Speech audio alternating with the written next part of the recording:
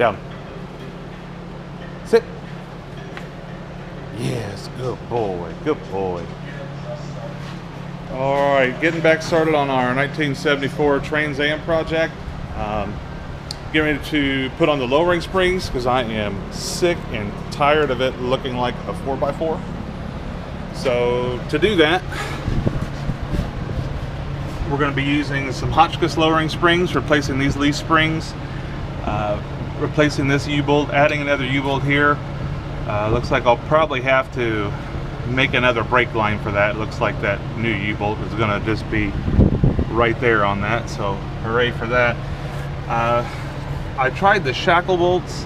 Probably can't see that, but these bolts here that holds the shackle on, they are completely seized. I put the power of Grayskull on as best I could, so I'm probably gonna have to use heat and violence to get those bolts out. So today I'm gonna drain what little fuel's left in the tank. It just has just a teensy bit of fuel in there, and I'm gonna drop the tank and then start working on getting these shackles down.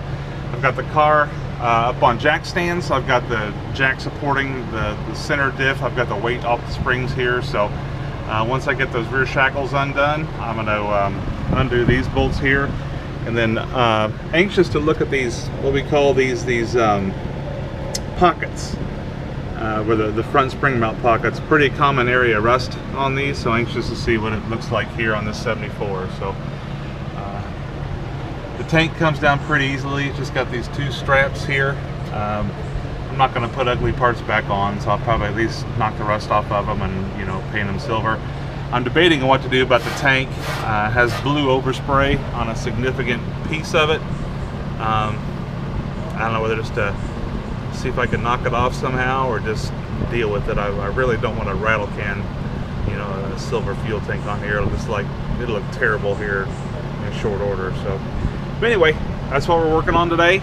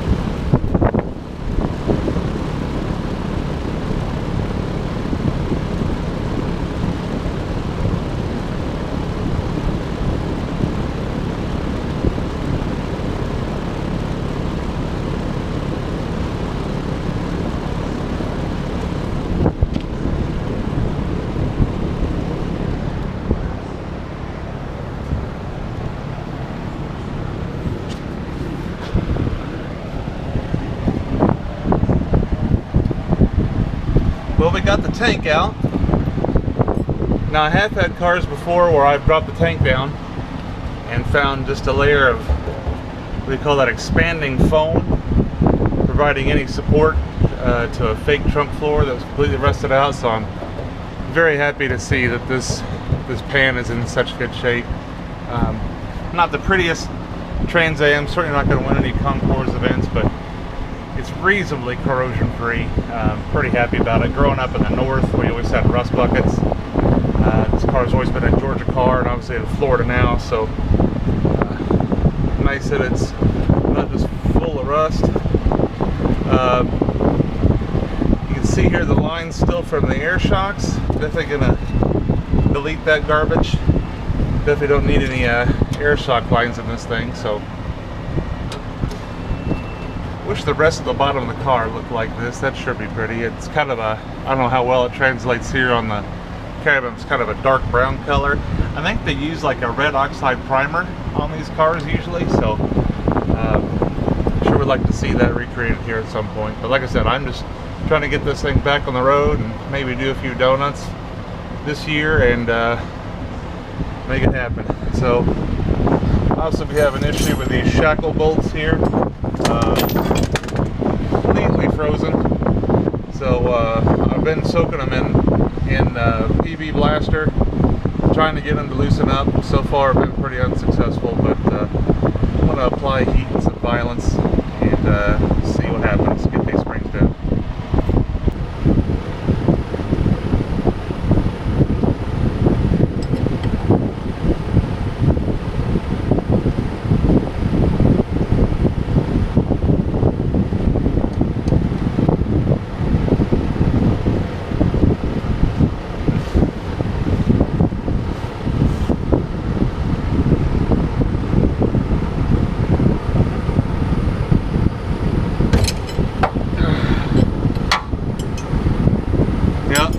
Rounded it off. Looks like heat's gonna be the way to go.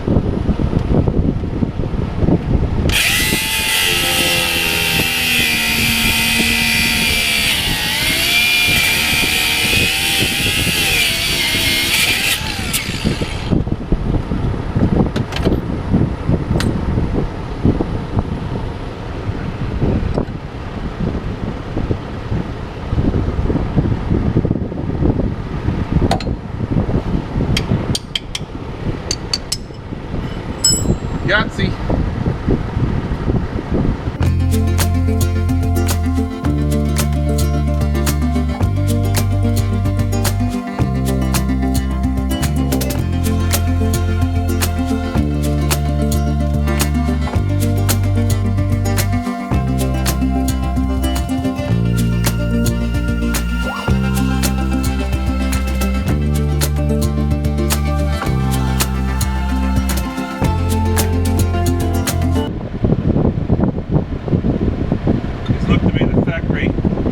GM pieces. Been in here for 50 or so years.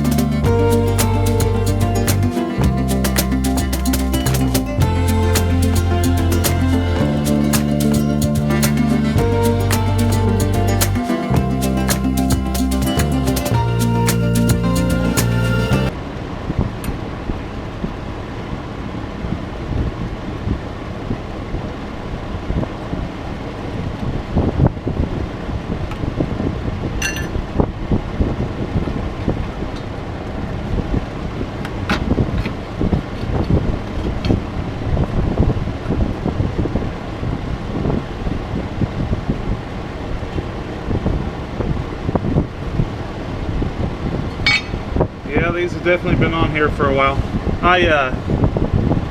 You want to get both ends of that sway bar free, so I kind of did the same over there on the other side. I took this clip down. It looks like this is some kind of energy suspension aftermarket kit, and it wasn't quite large enough for these bolts, so it looks like he basically just hammered those on there. Doesn't look like they've been drilled out or anything, so never seems to be any end to the joys we're finding from the previous owner. I think my favorites are all the wire nuts and shit he left behind. I don't understand people sometimes, but pretty tedious work. Very rusted fasteners here too. I think that brake line's gonna have to come loose to change these U-bolts. So basically this steel pad here secures this U-bolt here and holds these two bolts that held the sway bar on, and it mashes this rubber piece here in between the spring. And this bracket also has the plate that the shock absorber goes to up there. So when we fit the Hotchkis kit, we're going to have to drill out. Looks like we have to drill out all 4 of those holes to make this work properly.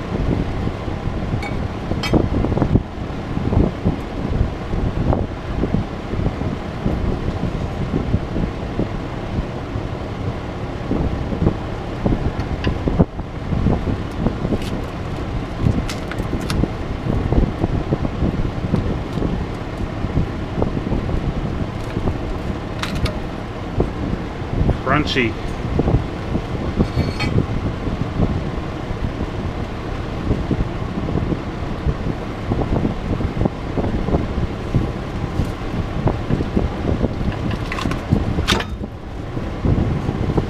So yeah, it was just this compressed rubber in there holding all that in there. Tight as a drum too. Amazing. So now I'm going to go after that front pocket, and hopefully don't have any rusty surprises there.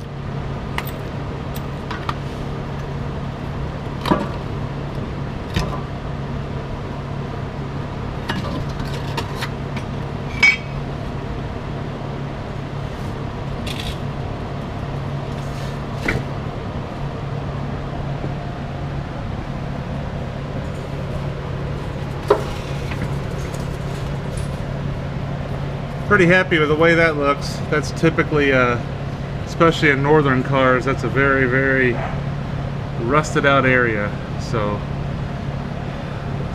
probably handy I'm changing these parking brake cables and these springs at the same time. But very happy with that. I was not exactly sure what to expect there, so pretty happy to see that non-rusted.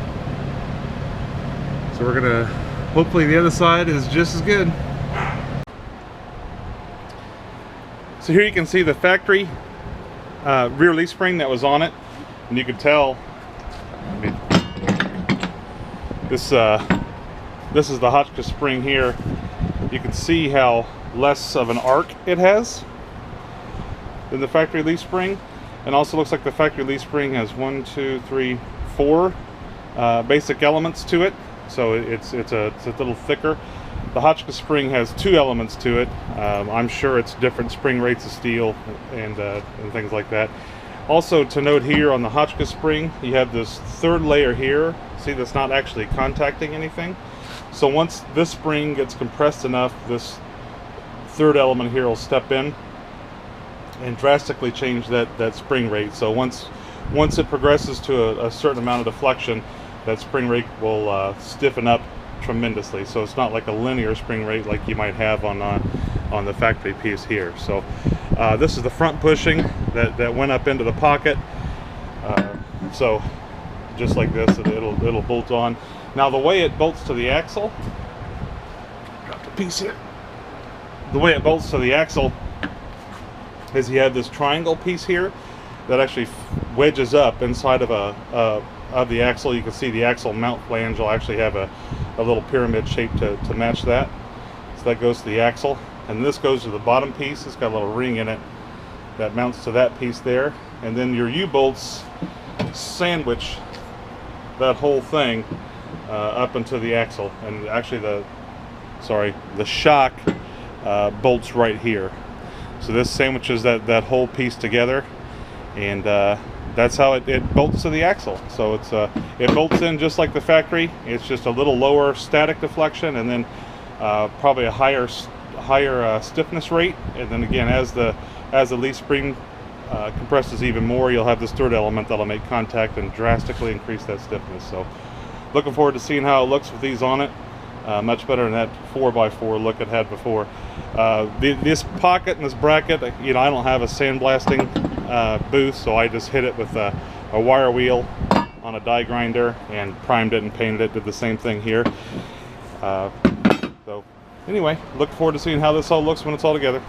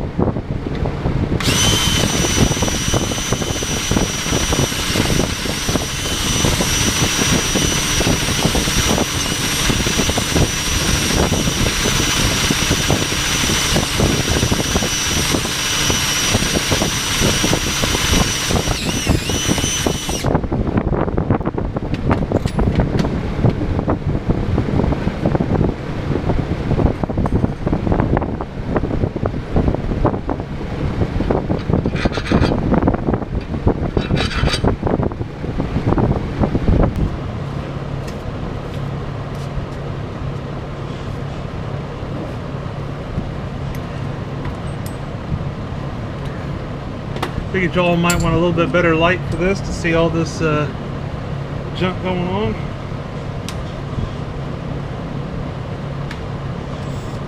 Would have been nice to have some instructions for this, but you know, at the end of the day, they've been putting leaf springs on cars for hundreds of years, so should be able to figure it out right.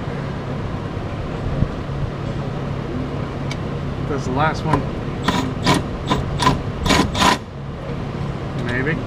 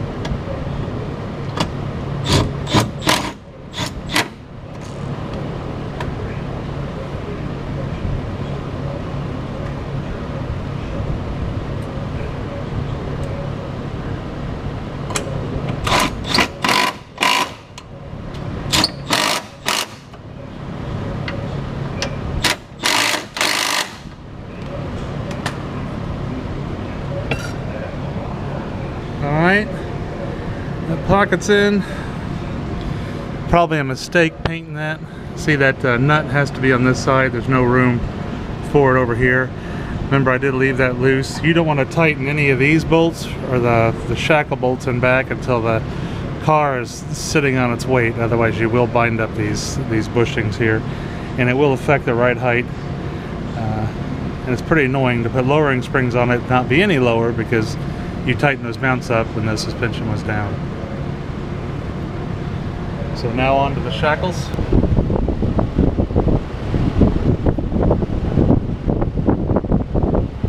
on this rear frame here, we actually have bushings that go through here, and then we have the two shackles that come down, and then the other set of bushings that goes through the spring here. So we'll be jamming new bushings here in the frame, and then here in the spring as well. From there we do our shackle bolts, which that bolt obviously won't go in, so it has to go in from that other side.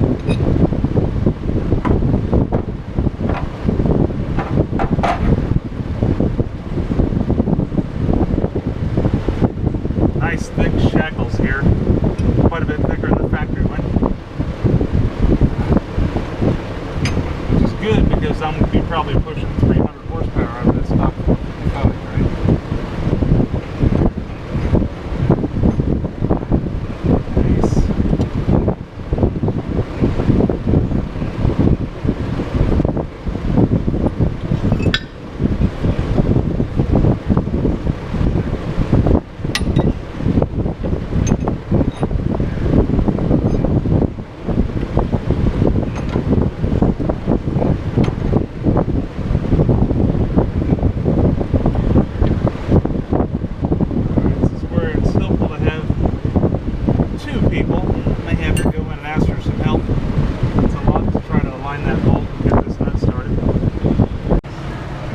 Probably one of the world's ugliest grinding jobs, but I ground that little tab off there. I think I'll have enough room to install that. Let's try it.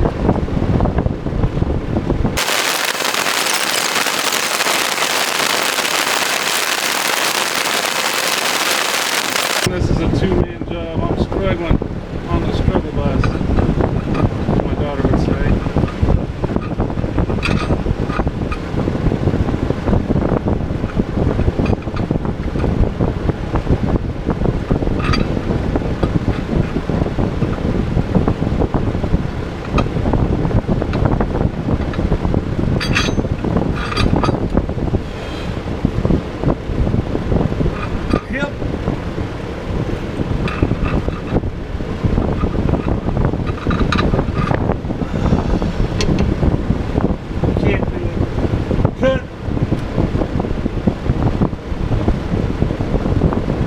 maybe the rear shackle bolts were the right thing to do. I don't know.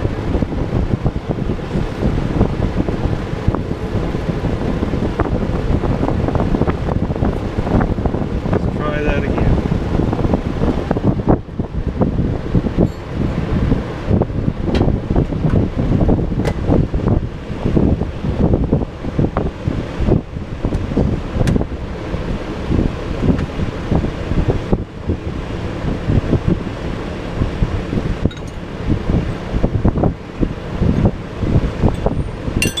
See how thin those factory shackle plates were, how nice and thick those are. Although they do have square carriage in that set, and those are probably nice for assembly. But they can make do with these.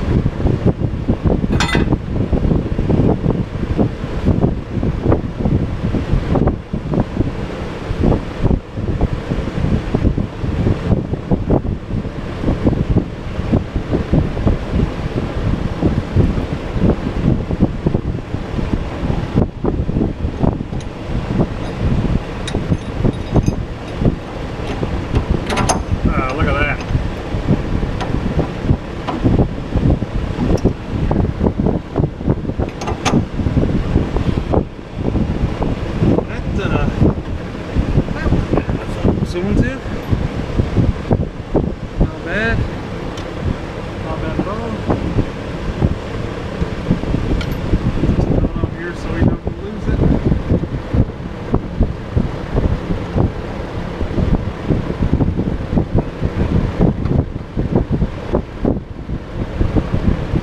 Now let's go back to this thing.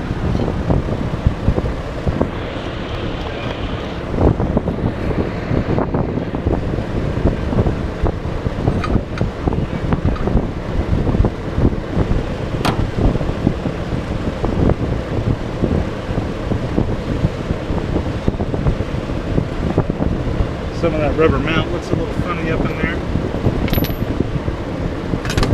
My little screwdriver went.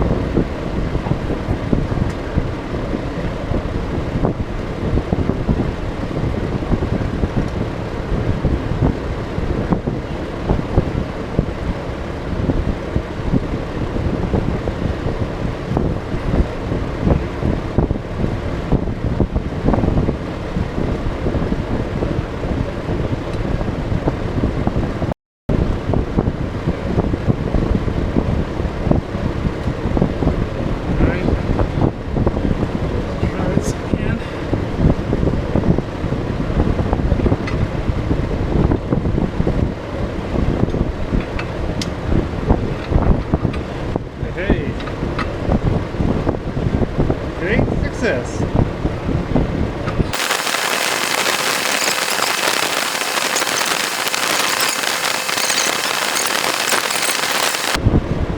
So I'm going to run these bolts in, hopefully compress these mounts a little bit.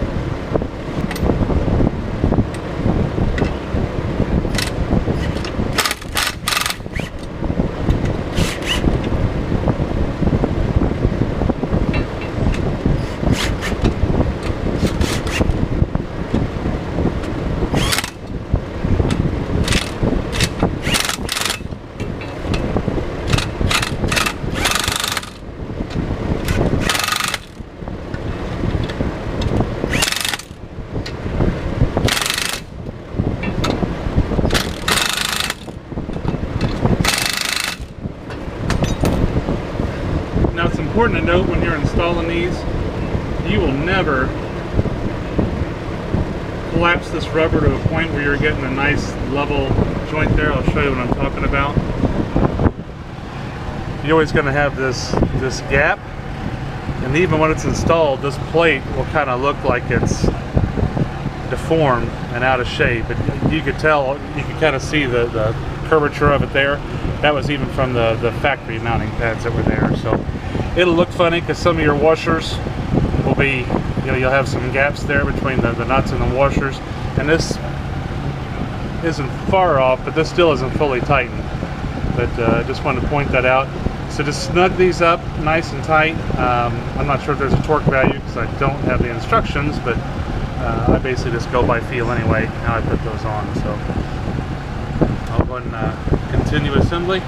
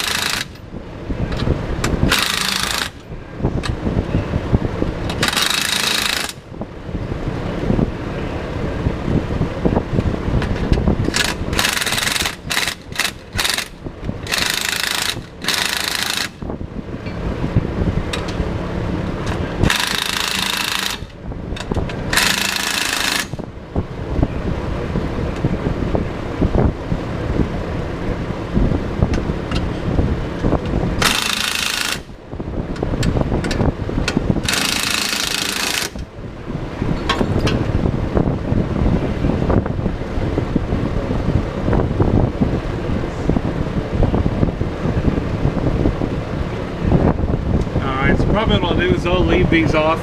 I've got to be able to move both sides of that sway bar to get that set in there, so I'll probably do that after I get it assembled on that side too. Go ahead and pop these back off, put the washers back on, and install that sway bar mount.